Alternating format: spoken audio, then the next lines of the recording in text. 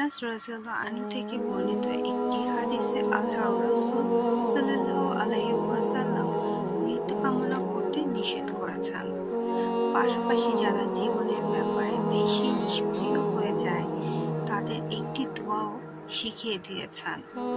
আল্লাহর রাসূল সাল্লাল্লাহু আলাইহি ওয়াসাল্লাম বলেন, তোমাদের কেউ কোনো বিপদে পড়ে যেন কোনোভাবে মৃত্যু কামনা না করে। কেউ চাইলে বেশি বেশি এভাবে দোয়া করতে পারে,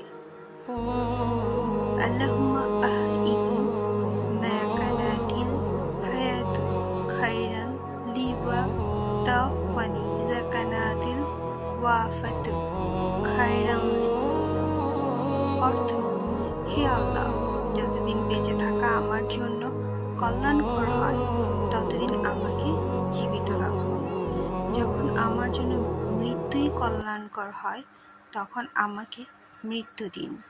সহিহ বুখারী ৫৬৭১।